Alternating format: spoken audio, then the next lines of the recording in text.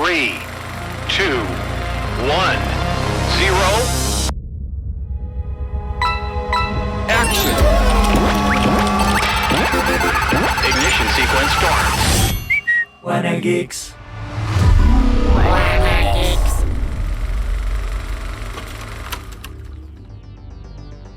No importa cuán débil o indigno te sientas, mantén el corazón ardiendo, aprieta los dientes y avanza. Si te acurrucas en una bola y te escondes, el tiempo pasará. No se detendrá por ti mientras te revuelves en tu dolor. Híjole, esa es una gran frase de tantas que hay en Demon Slayer, que lo dice un personaje muy importante en un contexto que a lo mejor no voy a revelar por si hay algunos de las audiencias que no ha visto ese fragmento, pero sale en la película de Demon Slayer. Esto es Wanna Geeks. Estoy aquí con Joaquín. Hola, ¿qué tal? Y Héctor en los controles. Estamos muy emocionados a propósito del final de temporada de Demon Slayer, entonces teníamos que hablar de esta gran serie, más que en el escrutinio de la historia, en la obra como tal, ¿no? ¿Qué opinas, Joaquín? Así de entrada, a ver, ¿qué opinan de Demon Slayer? Bueno, Demon Slayer es un anime, o esa fue mi impresión la primera vez que lo vi. Vi el primer episodio y dije, es un anime. Pero ya viéndolo más de cerca te das cuenta de que ganó 2.6 billones de dólares y su película es la película japonesa más vista de toda la historia. Entonces algo debe haber ahí. Claro. Dices, oye, ¿qué está pasando en esa animación, no? Mira, a ver, a grandes rasgos se trata de un niño que su familia es asesinada por X demonio y entonces él emprende una búsqueda por ese demonio y lo entrenan para asesinar demonios y así. Esta es la base de la historia, ¿no? A ver, ahí te va este pensamiento sobre Demon Slayer, Joaquín. Yo creo que es el pináculo del shonen, es el perfeccionamiento de todo aquello que representa el shonen. Y yo creo que tan es así que Japón se dio cuenta. Y Japón, con esta historia de Demon Slayer, se ha atrevido a hacer un montón de cosas que nunca había hecho. Es decir, yo creo que hasta cambia el modelo de negocio de los japoneses, ¿eh? Esta animación yo creo que esto representa. Yo creo que esa es la verdadera importancia. Creo que cambia, ¿no? O sea, sí, es muy particular por el medio en el que se está presentando, ¿no? Su difusión. Estas series que se ponen en streaming, digamos, son muy diferentes a las series que habían estado en televisión tradicional bajo ese modelo, ¿no? Claro. En donde muchas veces la serie alcanza al manga en su difusión. Entonces tienen que, por ejemplo, pasó con Full Metal Alchemist, alcanzaron al manga antes de que terminara y tuvieron que inventarse una historia alterna. Y por eso hay 2 series diferentes de Full Metal Alchemist, con 2 historias diferentes. En el caso, por ejemplo, de Naruto o de One Piece, lo que han hecho es, pues, meter relleno una vez que alcanzas el manga. Ahorita el manga de One Piece no está tan lejos del anime. Y ya están por los 1000 episodios, pasando los 1000 episodios los 2. Sí, claro. Y claro, en el anime es una cantidad de relleno muy loca. Impresionante. O de repente shenanigans, ¿no? Escenas de chiste, conversaciones alargadas innecesariamente. Y Naruto, que literalmente fueron como, no sé si 2 o 3 años de relleno. Ándale. O sea, 2 o 3 años de relleno de una animación. O sea, eso es brutal. Y por ejemplo, también algo que decías que ya de plano es otra historia. Samurai X, güey, es la mitad de la serie, es otra historia. Y lo peor, o sea, en el manga se queda a la mitad y para mí la mejor parte de Samurai X es lo que no está animado, güey.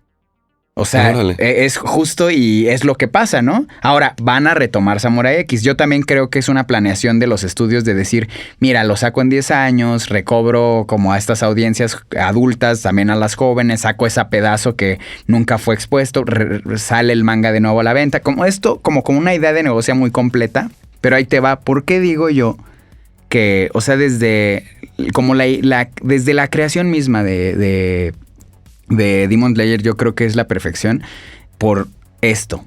En el sentido de la ilustración misma, me parece increíble. Me parece que, de hecho, son casi chibis, güey. Oh, qué interesante. Son casi chibis. Sin embargo, no son chibis. Tienen el grado de trazo como de seriedad, pero al mismo tiempo todos son muy tiernos. Tienen los ojos más grandes de lo normal. Los niños, Las ilustraciones de los niños de ahí, de 15 años, son ilustraciones de en otros animes. De Naruto, por ejemplo, creo que tenían 5.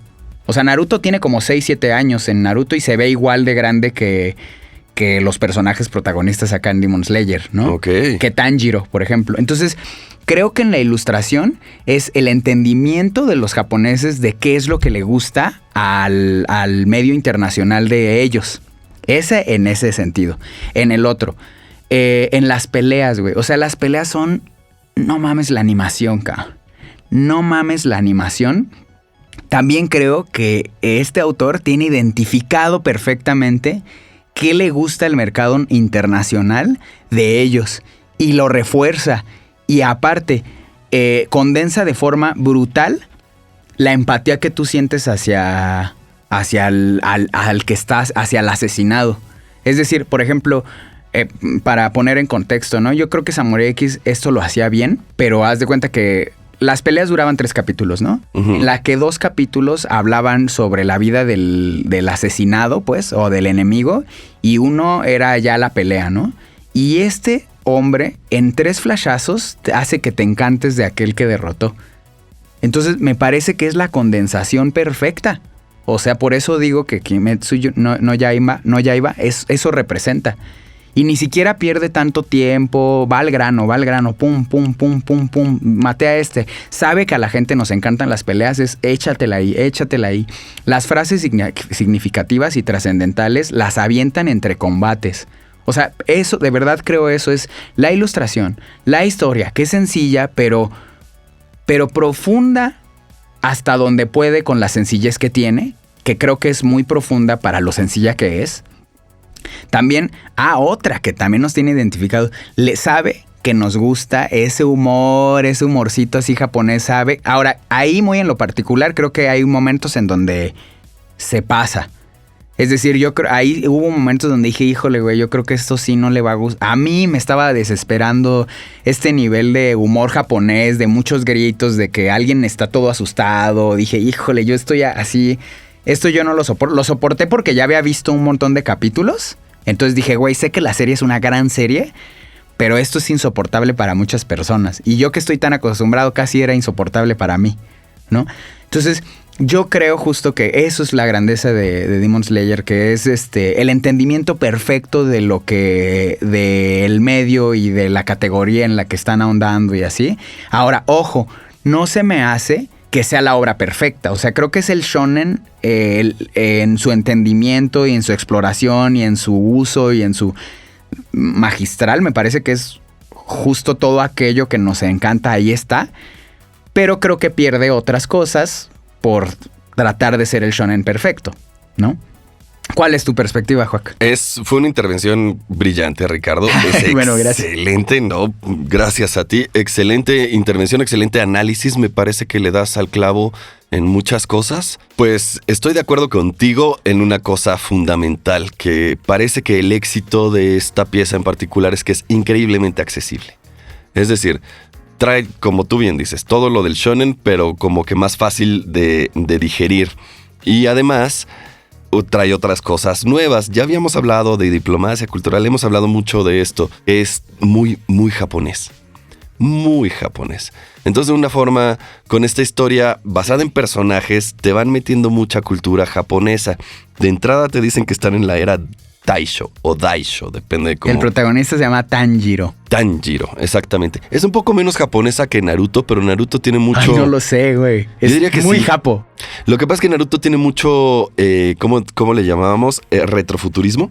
Claro.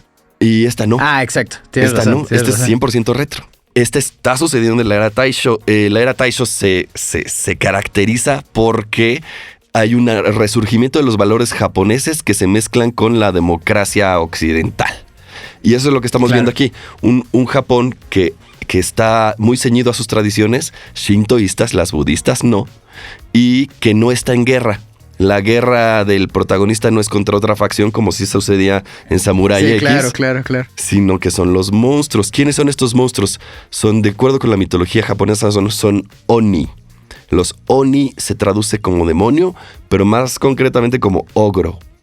Y no son tan comunes. Que por cierto, yo creo que Samurai X hace mucho mejor y más profundo esta onda de que el malo no es malo nada más porque es maloso. Creo que el protagonista de Samurai X, Makoto Shisho, es mucho más profundo que el protagonista de Demon Slayer. Y es justo lo que decimos. Pero el de Demon Slayer es muy accesible, muy, ¿no? O sea, como, lo entiendo rápido, güey. No es complejo, pero al mismo tiempo, pues tiene muchas capas de personalidad. A diferencia de Samurai X, esta es una dark fantasy. Claro. Que es el subgénero de No abras la ventana. Claro. Es la fantasía folclórica llevada a la realidad de un mundo real, ¿no? No abras la Concreto. ventana, el podcast de aquí de Audiocentro que escribió Joaquín. Échenle un oído ahí de podcast de terror. Perdón. A ver. Gracias, ¿no? Gracias por el comercial. Entonces, trata de estos onis. Y algo muy importante es que esto sucede con un cambio de personaje, a diferencia de Attack on Titan, que sucede porque algo en el mundo pasó. Aquí sucede porque algo al personaje le pasó. Su familia fue asesinada y su hermana fue convertida en demonio. Entonces, esta es como toda su motivación y todo su arco. Claro. Y es muy personal.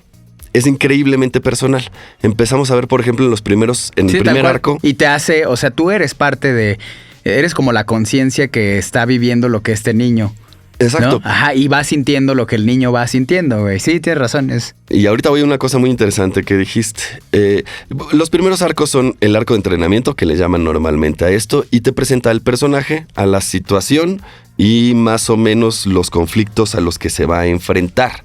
Eso es y fíjate, es bastante largo, hasta el episodio 7, en donde conoce al villano final. Uh-huh. El villano final de toda la serie. Y ahí cambia y empieza a tratarse de sus compañeros a partir del episodio 10. Claro. Y empiezan los foils, es decir, los dobleces. Empiezas a notar quién es un personaje por contraste de quiénes son los demás. Claro. Y todas las pruebas que va teniendo el personaje tienen que ver con el conflicto que están viviendo ellos. Por ejemplo, la primera casa a la que entran es una casa dominada por 3 onis que están en constante conflicto. Entonces, ese conflicto no los deja atrapar a las personas adentro de la casa. Claro. Sí, y luego el siguiente, que es el monstruo araña, que la enseñanza de la familia a través del miedo, no en el vínculo amoroso. Exactamente. Exacto, está cabrón. Entonces, ahí hay 2 de los temas más permanentes del anime: la familia y la competencia. Claro. Oye, pero fíjate, yo creo que esta obra muestra 2 caras muy cabronas. O sea, creo que una es la profundidad como creador y artista, güey, porque creo que la tiene la obra. Es más, estoy seguro, por los temas de los que habla, por la forma en la que habla, apela a la conciencia, la espiritualidad, la familia, la forma de vivir y de una forma muy sincera. Entonces creo que ahí hay una virtud enorme del autor como artista y creador. Y lo conjuga.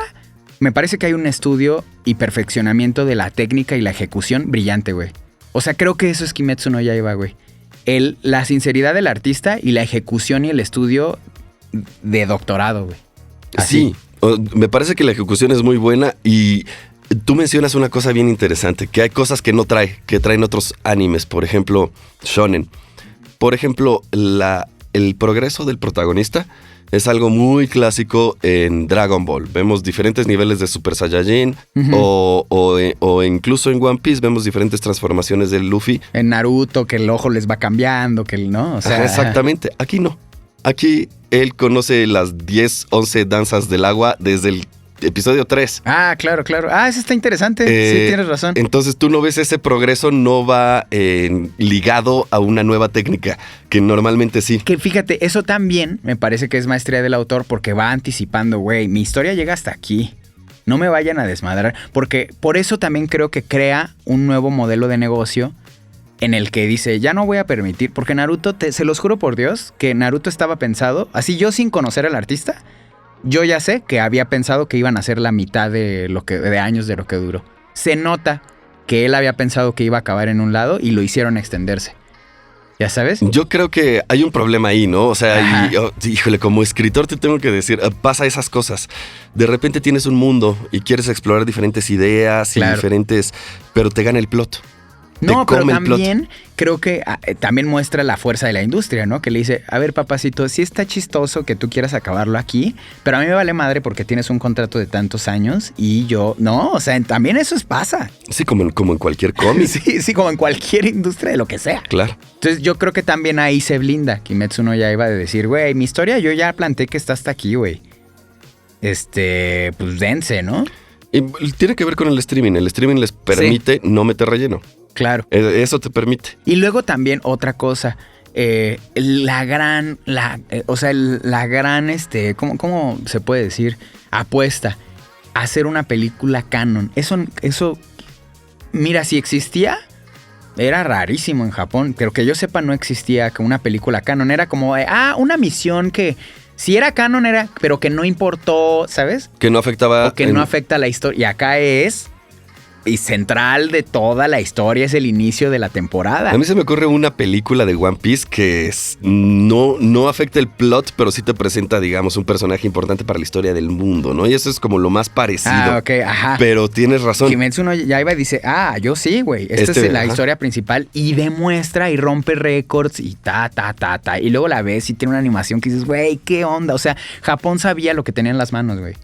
Ahora, está muy interesante eso que acabas de decir, porque lo que tratas de decir es que en términos de diplomacia cultural, Japón sabía que este era un producto que podía ser un vehículo de su cultura y fácilmente digerible para un público que no es necesariamente japonés. Claro, y tiene bien poquito y ya la gente anda vestida. Yo varios de los personajes, yo ya los había visto 1000 veces antes de ver la animación. Sí, la gabardina a cuadros verdes y negra que está por todas partes. Claro. Fue la sensación en las Días de Brujas, esa es la sensación del vestuario, porque aparte esa es otra maestría de ejecución. Los personajes están llenos de cosas identificables que puedes tú comprar como aditamento. O sea, o comprarlo porque es llamativo. Eso también menciona un poco Marta, de que cada personaje es muy llamativo en sí mismo. Por ejemplo, es que hago la comparación con Samurai X porque además de que es mi anime favorito, pues son samuráis y así. Los personajes de Samurai X son preciosos, pero en la profundidad, en la ejecución, pues son algo toscos. O sea, son así, de hecho sus colores son medio grisáceos, o sea, en sí mismo no son tan llamativos. Como Kimetsu no Yaiba, ves todos coloridos, los cabellos morados, pero aparte bien hechos. No nada más es pintarle el cabello, sino son con detalles, ¿sabes? Otra cosa es la ilustración. Esto es bien importante en el anime. Tiene identidad. Luego no nos damos... O sea, por ejemplo, obviamente tienes que ir afinando el ojo, pero alguien que ve anime identifica perfectamente cuando es un dibujo de Toriyama o cuando no es. Toriyama, el creador de Dragon Ball. Órale, ¿eh? Ajá, perfectamente. O cuando es un dibujo de Naruto, o del creador de Naruto, o One Piece, tienen un estilo gráfico particular y único. Y Kimetsu no Yaiba también lo tiene, güey. Desde el manga, ¿no? Dicen que el manga es muy bonito. Porque Sí, además sí, tengo sí, que sí. decir que Naruto es un poco feo. O sea, el manga. Está más toscón todo, más ¿no? tosco, más de brocha gorda. Pero igual tiene identidad. Bueno, a mí me gusta mucho, fíjate, la manga de Naruto, pero sí es distinto. Fíjate, el que me gusta mucho es Bleach de Tite Kubo, que es mala historia, pero el manga es muy bonito, líneas muy limpias, alto contraste en blanco y negro. Mi dibujante favorito es Toriyama, güey. Así me supermama así lo que hace este güey de Dragon Ball. Me encanta, güey. Porque aparte ha evolucionado con los años y ya también sus personajes son casi chibi, güey. Vamos a hablar de eso. Ajá. ¿Qué te parece? Ajá. ¿Qué es lo que hace que un anime manga sea distintivamente un anime manga y no otra animación? Es decir, ¿cuáles son las convenciones, instituciones o prácticas que hacen reconocible a un anime manga? ¿En qué? Híjole. ¿Desde qué aspecto? ¿Desde la ilustración o desde la narrativa? Desde la ilustración, desde que tú ves un programa y dices, este es un anime Híjole. Es que de forma muy simple voy a decir que los ojos. O sea, de forma muy simple así, ¿sabes? Los ojos y sus expresiones. Porque se nota que tienen unas formas de comportamiento como cute, ¿no? Y el chibi es eso, ¿no? Porque ya mencionamos varias veces la palabra. Incluso yo creo que ya la hemos explicado, pero vale la pena volverla a explicar. Ahorita le entro con ganas, ¿eh? Yo creo que tienes razón. Hay ciertas convenciones, Mira, los estudiosos te dirían que lo que hace al manga es una regla. La mayor cantidad de historia por la menor cantidad de trazos. Y eso es verdad. no nada más en el manga, sino también en el anime. Podemos ver en algunos más viejitos, también lo vemos aquí, porque lo puedes ver en conversaciones, cómo no se mueven las cabezas, solo se mueven las bocas, cómo otras convenciones que hacen algo muy, muy fácil. Por ejemplo, 2 samuráis que se enfrentan en un solo cuadro. El siguiente cuadro es negro con una raya blanca y el siguiente cuadro son los 2 samuráis de espaldas en lugares opuestos. Claro. La batalla ya pasó en 3 cuadros. No, está cabrón. Y eso, fíjate que esa discusión la tuve justo. Esa plática. Estaba platicando con mi socio y mi hermano y digo así, me decía, oye, ¿qué hace, güey? ¿Qué hace tener estas sensaciones de velocidad, de no sé qué? Y yo una de las cosas creo es justo que los japoneses saben cuándo deben apelar a tu imaginación y cuándo no. O sea, dicen, este instante merece ser analizado desde la imaginación del espectador. Esa es una. Y otra que me decía mi hermano, porque lo comparamos con el resto de las animaciones, ¿no? Los japoneses en su ilustración entienden la animación con una profundidad, profesionalidad, cariño, amor, bla, bla, bla, bla, bla, equiparable a la cinematografía, güey. O sea, es decir, se lo toman muy en serio, güey. Y los japoneses hacen que cada cuadro sea precioso y los gringos apelan a que sea realista cuando quieren hacer una animación que sea realista. O sea, que traten de que sea seria, ¿no? Ellos tratan de que su ilustración apele al realismo y los japo apelan a lo bello que es en sí misma esa creación. Y creo que esa es la fundamental diferencia del... Yo creo que la animación japonesa es arte y la gringa, por ejemplo, no. Yo creo que las dos lo son, pero sí hay una diferencia muy importante. Y vamos a lo mismo, saben resumir de una manera muy clara. Los 3 cuadros que te puse, en ninguno hay acción. Son 3 cuadros estáticos. En cambio, por ejemplo, allá no, pero hace poco, una de las convenciones más importantes del cómic americano, de las portadas, es que el personaje tenía que estar haciendo algo en la portada. No podía ser una fotografía infantil, ¿me explico? Tenía que estar levantando un coche, golpeando a un malvado, salvando a alguien. Sí, haciendo algo, ¿no? Esto es un action comic. Entonces, son situaciones de acciones para una civilización orientada a la acción. Te diría, el Nerdwriter, uno de los mejores youtubers que hay por ahí, que una de las convenciones del arte gráfico japoneses es que les gusta estar. Simplemente estar. Un cuadro que simplemente es una cosa que está, no que está haciendo. Claro. Porque esa es parte importante de la narrativa misma. Claro, yo coincido totalmente. Entonces, vamos a hablar, por ejemplo, del chibi. ¿Qué es un chibi? Vamos rapidísimo. A ver, ¿qué es el chibi, Juac? Yo diría que es un momento en particular en el que el personaje se convierte en un emoticón de sí mismo. Claro. Sí, así, ¿eh? Y de la forma más tierna y simplificada y ¿no? Simplificada es la palabra correcta, claro. Sí, claro. Y sí, hay una infantilización. Y, por ejemplo, en Kimetsu normalmente cuando entran en el modo chibi, a veces es solo la cara. Ajá. Y normalmente son los niños, nunca son los adultos o los demonios. Normalmente son los protagonistas. Claro. Y claro, esta es su convención de cómo ellos lo usan. Pero si ves, por ejemplo, este tipo de convenciones en Naruto es diferente. Claro. Durante todo el principio del manga, Sakura tiene una segunda voz que está en negativo. Desaparece después. Pero era su convención, ¿no? Parte de cómo dices algo que no es gráfico. Entonces, aquí en Kimetsu lo hacen muy bien. ¿Cómo dibujas un olor? ¿Cómo dibujas energía? Es lo que te digo, en la técnica hay una maestría, ¿eh? O sea, hay un estudio enorme del creador, se nota. Ajá. Y hoy, bueno, Joaquín, mira, la verdad es que podríamos hablar horas de Demon Slayer.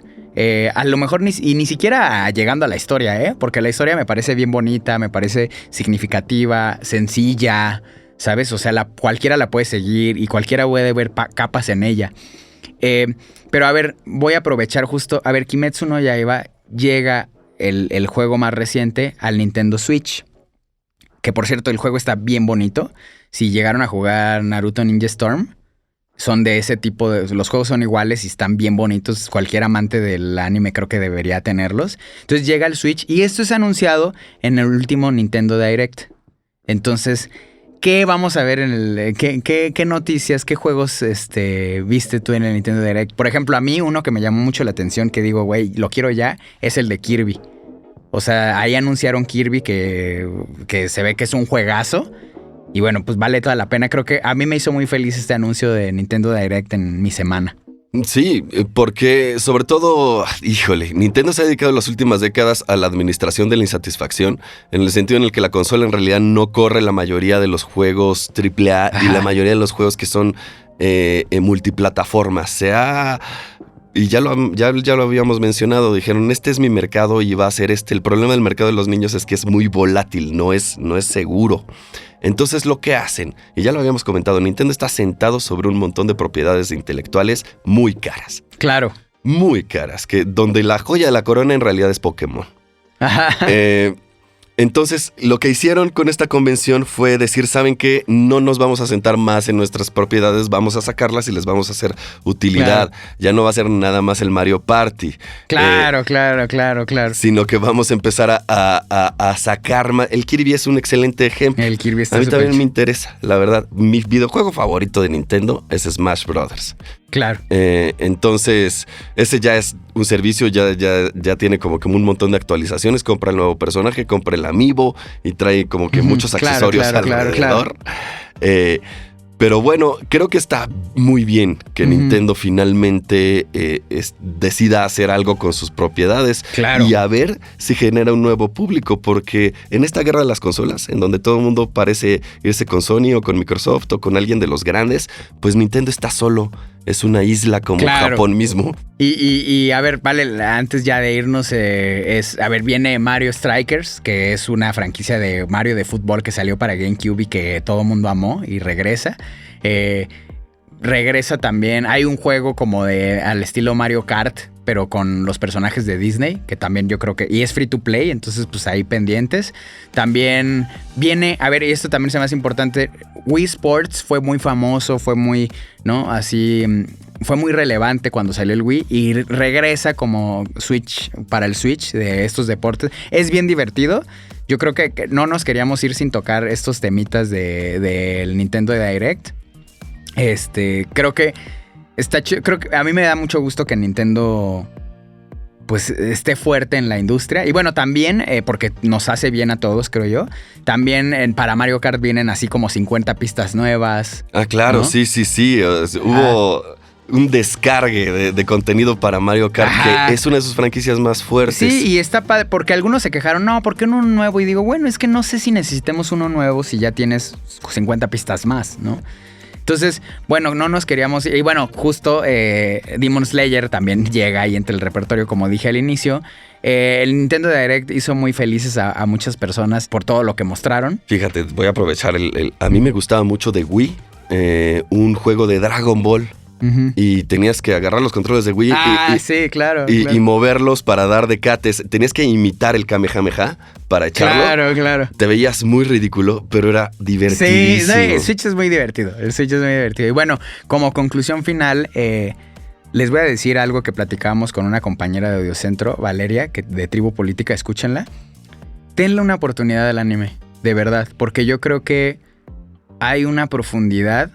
A ver, si yo podría hacer una comparativa puntual entre la mayoría de la caricatura extranjera y el anime, es que como que hacen un análisis social las demás caricaturas, y el anime hay como un entendimiento de vida y un afrontarte a ella de muchas maneras, y eso lo hace muy profundo.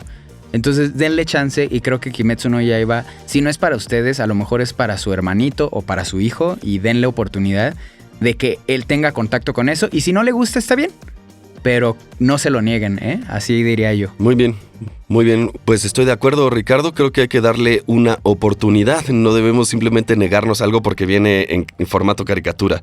Hay anime de todo, hay anime de peleas, de deportes, de romance y de vida cotidiana, y efectivamente es un excelente puerta de entrada esta pieza, Kimetsu no Yaiba. Vamos a seguir hablando de anime, aquí no hay de otra. Así que prepárense para eso.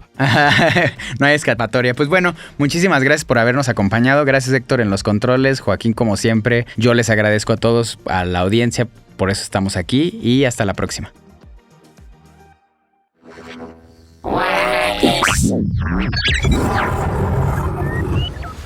Suscríbete a Wanna Geeks, una producción original de Audiocentro.